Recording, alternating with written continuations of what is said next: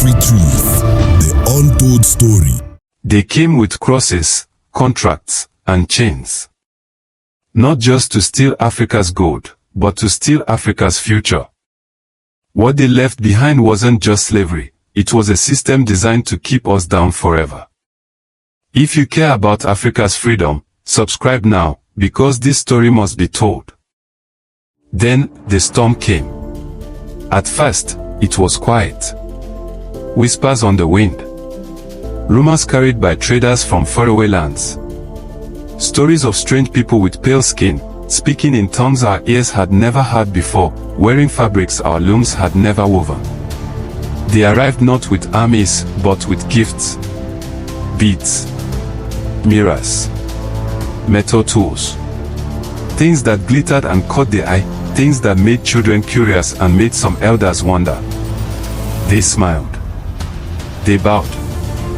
They told stories of friendship. But hidden behind those smiles were maps. Maps drawn by men who had never stepped on our soil, marking out rivers, mountains, and forests as if they already belonged to someone else. Then came the traders. Not our traders, not the men and women who had exchanged salt for gold between Mali and Morocco, or ivory for cloth between Swahili ports and Arabia. These traders wanted something different. They came for what was living. They came for our people. First a few, then hundreds, then thousands. Bound in chains. Sold for guns, for gunpowder, for alcohol, for trinkets worth less than a chicken in the market. They took not only the strong young men to work their fields across the sea. They took women, mothers, daughters, the heartbeat of our villages. They took children, barely old enough to speak their mother's tongue. And with every soul they carried away, a piece of our protection went with them. When the ships returned, they were heavier, not with people this time, but with the first plunder from our land. Ivory, hacked from the skulls of elephants. Gold dust, shaken from the rivers. Rare woods, cut from trees that had stood for centuries. But soon, they grew impatient with trade. They came with soldiers now, wearing red coats, blue coats, holding flags we did not recognize, speaking in the names of kings and queens who had never seen our rivers, never touched our soil, never heard our drums. They came with laws written in languages we could not read, laws that said the land no longer belonged to the people who had lived on it since the beginning. They built forts, not to protect us, but to guard their goods. They laid railway lines, not to connect our people, but to connect our minds to their ships. And slowly, the storm became a flood. They called it civilization. They called it progress. But what they built was a prison without walls, the system where everything flowed one way, out of Africa. Those who resisted paid in blood. Villages burned. Crops destroyed. Entire kingdoms erased from the map, their names now remembered only in the songs of griots. Our ancestors watched the storm and knew. This was not just the work of men. It was the test spoken of by the elders. The blessing of wealth had attracted the curse of greed. The storm did not pass. It simply changed its clothes. When the last colonial flags were lowered, and our people danced in the streets, we thought the chains had fallen away. We thought the day of freedom had come. We sang, we prayed, we marched under new banners. But while the world applauded our independence, in the shadows, the same hands were still at work. The chains were no longer iron and steel, they were paper and ink. Treaties. Contracts. Loans. Words written in legal codes we did not fully understand, designed to keep the wealth flowing out, and keep us depending on those who had once ruled over us. They called it partnership. They called it investment. But the goals had not changed. Gold was no longer taken by force of arms, it was bought at prices set far away, in markets where African voices were not invited.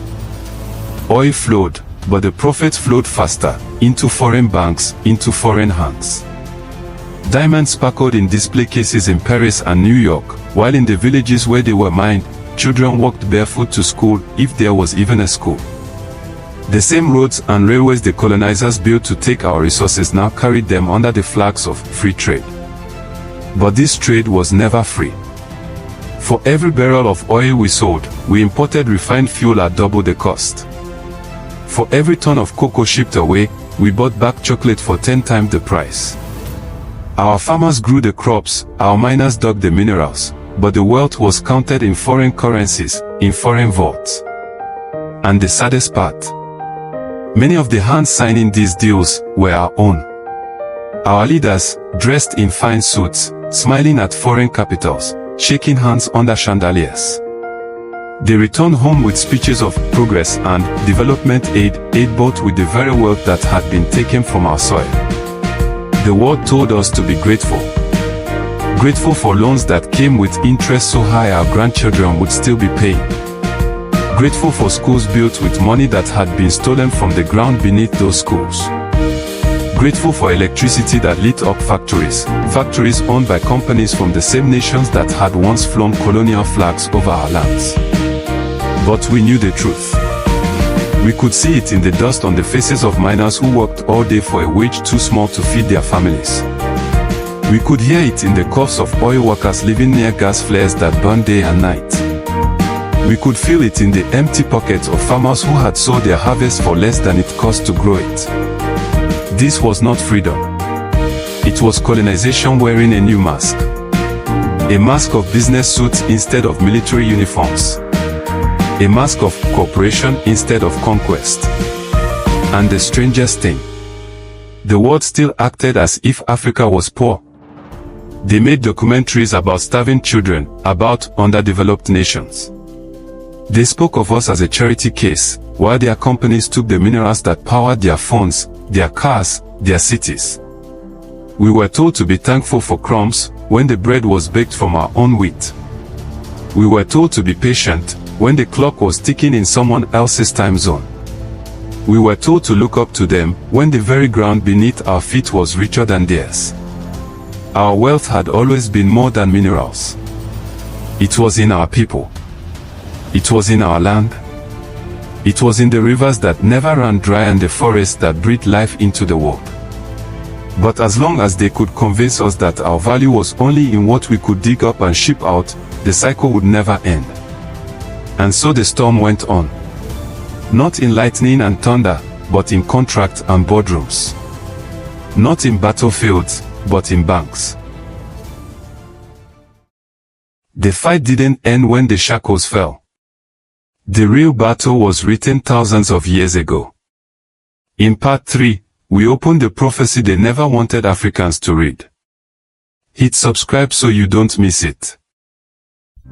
Afritruth, the untold story continues.